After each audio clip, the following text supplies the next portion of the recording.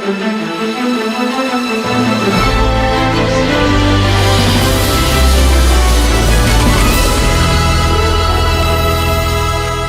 have Meena Kumari, who heads HR at Airmeet and is responsible for steering the global people and cultural agenda. She comes with more than a decade of experience with product-driven startups, helping them scale from growth to expansion stage. She is a remote working enthusiast who encourages professionals to create great careers in the virtual world while she continues to revolutionize the way remote organizations are built. Welcome to the show, Meena. Thank you, Premraj. And the second person we have on the show is squadron leader Dimple Rao, an HR professional with 21 years of diverse experience in defense and corporates. She served in the Indian Air Force for 11 years as SSC officer. They worked in different portfolios, including flight commander, tech flight for the Russian missile system, and HR flight commander. She began her journey in the corporate world a decade ago. She's a strong believer in challenging the status quo and continuously upskilling the team. She has been awarded with Women Excellence and 2 HR Excellence Awards, along with the Global Woman Inspiration Award. Welcome to the show, Squadron Leader. Thank you so much, Premraj. Thank you. And the third person we have on the show is Gauri Das, an engineer turned HR professional who has a keen interest in human psychology. She's a strategic HR leader with 15 plus years of experience in crafting and aligning HR strategy with business goals, and supports business leaders in creating possibilities amongst chaos. She carries a wealth of experience with both startups and well-established organizations. Some of her achievements are Top HR Mind, TAPAI and Economic Times Young HR Leader of Top 70, Growth-Oriented Woman in Corporate, and LinkedIn Person of the Year 2020. She's a passionate speaker and has spoken in multiple national and international forums. She loves networking, and knowing people beyond their profiles brings her happiness, and therefore she's a co-member of the Navi Mumbai LinkedIn Local. And her mantra is passion with compassion. Welcome to the show, Gauri. Thank you so much, Premraj and Payal. I'm taking away your namaste. In the backdrop of COVID-19, how has the rules of employee engagement changed? So first thing that comes to my mind is safety, which is health and safety. The first S is about that. Are you waiting for government to put down a lockdown before you stop asking employees to come to office? Or you are already proactive and you are taking care of their health? Now, there are roles where you have to call them to office and it would not do without calling them. Are you taking care of their health, or you are just doing some makeshift arrangement that, okay, this is how things would work and you have to come here and be here? And not only this physical health and safety, but also of work. So employee assistance programs and connecting one-to-one and all of it, counseling, those things. So that is one thing here. Second comes the security, job security. How transparent are you? Because organizations are reeling under tremendous pressure and everybody is having this challenge. Lockdown to lockdown, we don't know when is it going to end. And that's where communication, more and more communication, more and more transparency. So if you were having town halls, say once in 3 months, you are doing it every month so that engagement increases. People know what's going on. If informal sessions like coffee with CEO were happening once in a month, it's 15 days now. And the third S is job security. So these 3 S are bringing in engagement when done well. This is the mantra, I think, today for engagement. Yeah, how has work from home impacted women more than men? Yeah, thanks, Premraj, for this opportunity to get me to speak about this very crucial topic here. So apparently, I'd like to kind of highlight both pros and cons here. And I'm sure in the background of the pandemic, right, a lot of people are working from home, which is definitely to bring in safety into measure, right? To bring safety to people so that they don't travel, they work from home, they work from their comforts, and they kind of keep themselves and their families more secure. telling about all the pros, but I would like to highlight a few cons as well, right? Why is it really affecting women? Because women especially are expected to do all the chores in their house, right?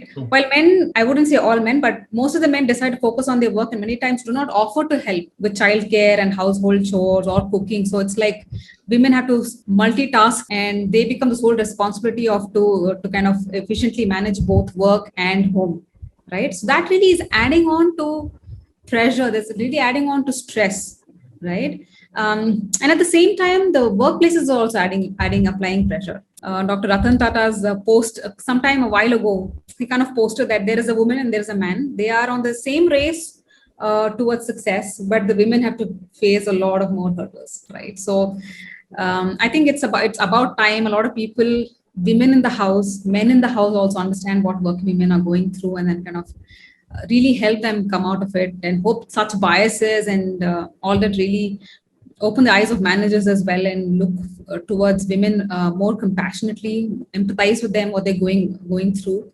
And I should definitely appreciate a lot of women who are balancing this. Yes, you have put that very, very well. And somehow there, unfortunately, in our culture, it is the woman who is a primary caregiver in times of need, especially in COVID times. And that's an extra effort that a woman has to put in. Now let's get on our third speaker into the act. Quadrant leader Dimple, how has it been in the armed forces? So, thank you, Premraj. In the armed forces, it is really deep employee engagement. It is because of the purpose and the mission and vision of the organization. I would say there it is you need to have the motivation and morale of the soldier or the officer, anyone who is putting on the uniform so high that the person doesn't think even twice to lay the life for the nation. And second thing which I would to just highlight here, which Gauri also said, the counseling part. So in defense, the counseling is little different. Like every month, the supervisor will be counseling the soldiers or and then once in 2 months, the officer in charge will be counseling that person. And once in 3 months, it goes to the commanding officer. So everybody is actually taking care of each and every one who is, in your command or your team. The survey which we do, employee engagement survey, is not needed because, you have a real time check on your morale and motivation of all your soldiers and officers. So this is one thing which is little, very, very deep there. Apart from that, I would like to say the employee engagement is not only restricted to the soldiers or uniform personnel, it is also extended to the families. So these are a few things which I would like to just highlight and tell you all about the defense forces. Meena, what are the reasons for employee attrition? Some of the main reasons for employee attrition? Sure, Prerna. I think it's a very, very crucial topic to kind of, and it's very concerning to employers these days, especially looking at there is 50% additional dropout rate in people joining the organization, and then there is a 12% higher rate of people turning over from the organization. So it's becoming so crucial for employers to kind of really plan to retain people. But yeah, there are a few top reasons that really stand out in today's time, particularly due to lack of frequent reviews or regular feedback. Employees don't get a sense of what's ahead, what their careers like, what they can plan with the organization. They don't understand what's in it for them in the long run in the organization. Hence, the major reason for attrition today is better growth, better role, better monetary benefits that someone else is given. So I would totally tie back such triggers to direct managers, right? If they are doing their job, I think direct managers need to have a tab on what people want and always look forward for it. So so directly tying back to direct managers, because the employees are always looking up to the managers for those opportunities. What should be the steps that we can take to curb attrition? So, Premraj, as I'm from defense forces and now I have equal experience in both the spheres, I would say, the defense as well as corporate. So one thing is very important, that we need to communicate the mission of the organization again and again, or vision of the organization. Normally we tell the values and vision at the time of induction. But I think this needs to be reinforced again and again as a part of culture, because it is very important that the employee should share this vision. Because if he or she shares this vision, then only, he or she is more determined and more committed towards the organization. So this is, I think, first thing. Second, I think it is very important for all the organizations to be a very good talent master, I would say. You need to identify potential candidate in the early stage. Managers, they have a very big role to play here. Because if someone has come up with, even one employee comes up with any problem, that has to be escalated and told to the management. We have to sort it out there.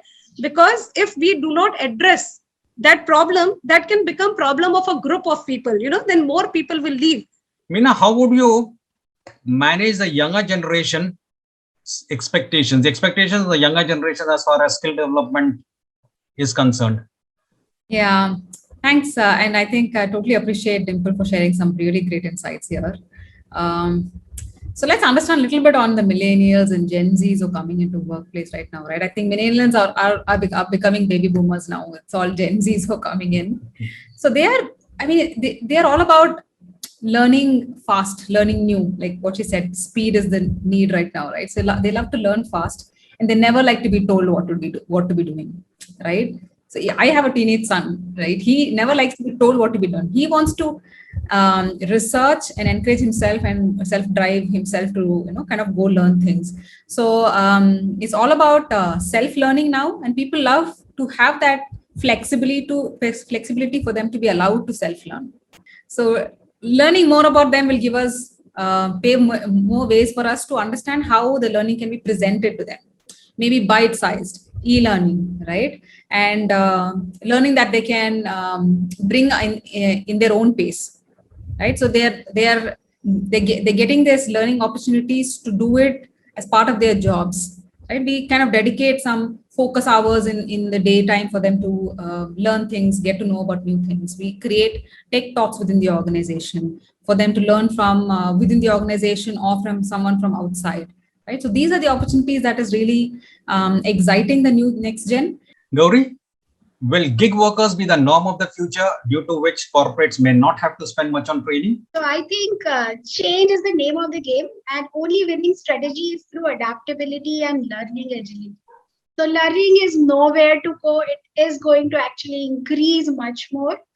Let's look at what's happening in terms of gigs. So US, it's already 1/3 employee force or workforce, which has already got converted to gig. In next 4 to 5 years, India is expecting 1.25% of total GDP would come from gig, and 90 million jobs would be gig. Now, if I take my own example, gig handling for me is not more than 5 to 10% as of now. These would be very rare jobs where I will be relying on a gig at this point of time.